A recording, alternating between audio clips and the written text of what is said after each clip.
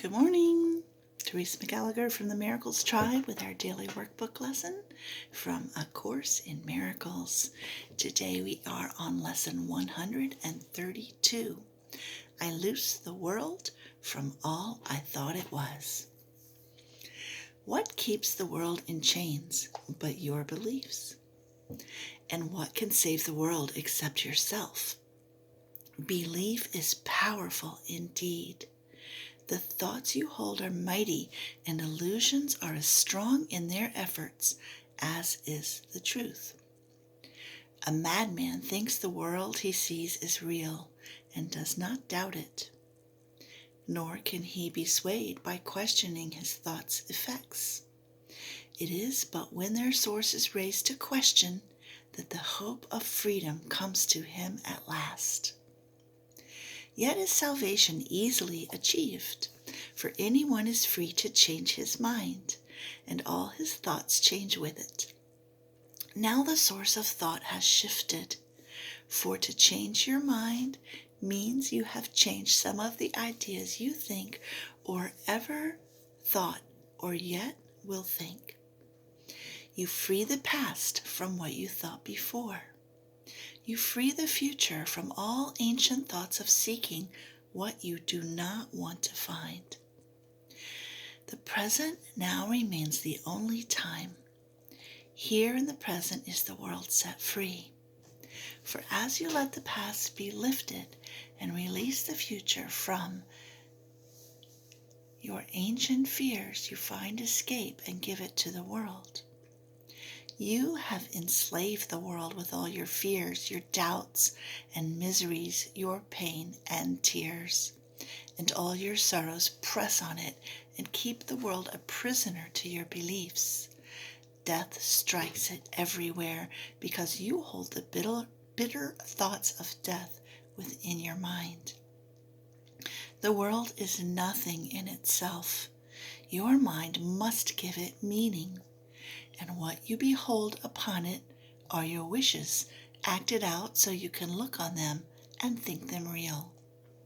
Perhaps you think you did not make the world, but came unwillingly to what was made already, hardly waiting for your thoughts to give it meaning. Yet in truth, you found exactly what you looked for when you came. There is no world apart from what you wish, and herein lies your ultimate release. Change but your mind on what you want to see, and all the world must change accordingly.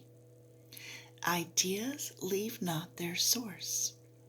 This central theme is often stated in the text and must be borne in mind if you would understand the lesson for today.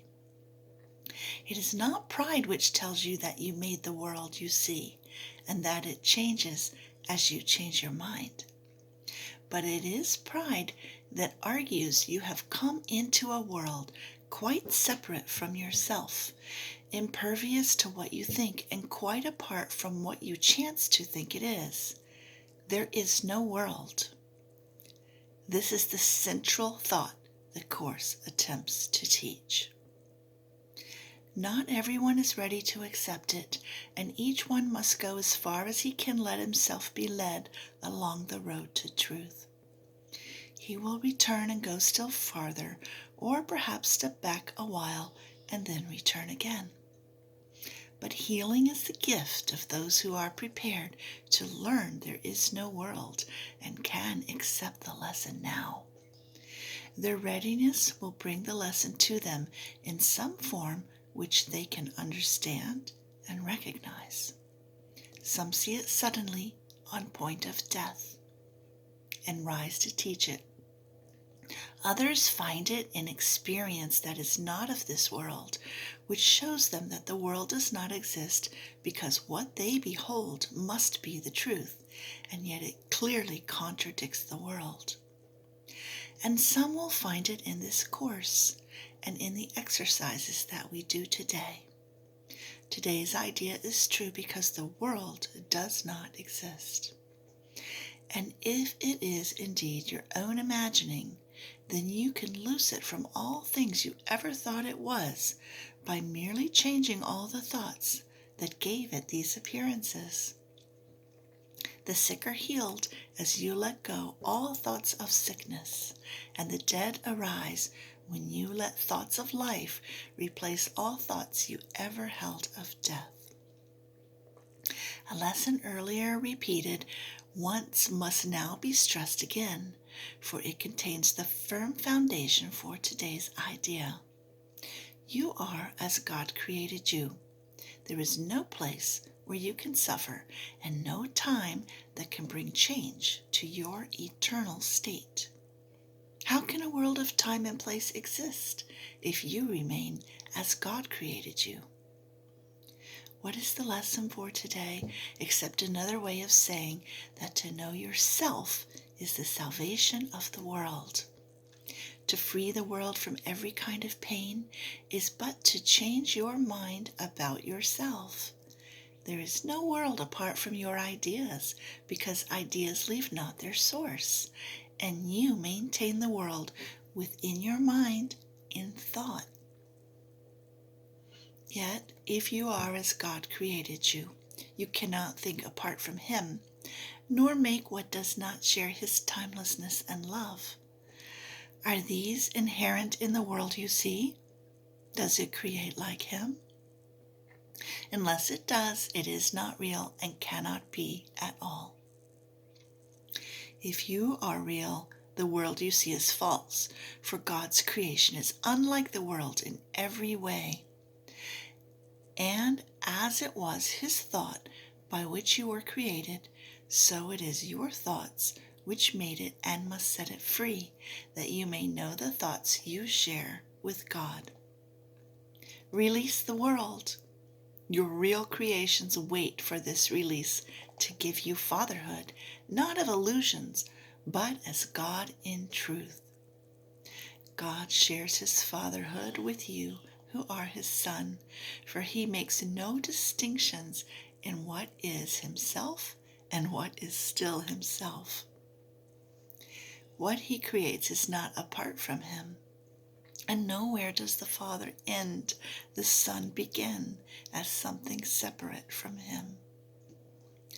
There is no world because it is a thought apart from God and made to separate the Father and the Son and break away a part of God Himself and thus destroy His wholeness. Can a world which comes from this idea be real? Can it be anywhere? Deny illusions, but accept the truth. Deny you are a shadow briefly laid upon a dying world. Release your mind, and you will look upon a world released. Today, our purpose is to free the world from all the idle thoughts we ever held about it and about all living things we see upon it. They cannot be there. No more can we, for we are in the home our Father set for us, along with them, and we who are as He created us would loose the world this day from every one of our illusions, that we may be free. Begin the 15-minute periods in which we practice twice today with this. I who remain as God created me would loose the world from all I thought it was, for I am real because the world is not, and I would know my own reality. Then merely rest, alert but with no strain, and let your mind in quietness be changed so that the world is freed along with you. You need not realize that healing comes to many brothers far across the world, as well as to the ones you see nearby, as you send out these thoughts to bless the world. But you will sense your own release, although you may not fully understand as yet that you could never be released alone. Throughout the day, increase the freedom sent through your ideas to all the world, and say, whenever you are tempted to deny the power of your simple change of mind, I loose the world from all I thought it was, and choose my own reality instead. Thank you so much for joining me today. We have 2 practice periods, 15 minutes each. Remember to change your mind and that ideas leave not their source.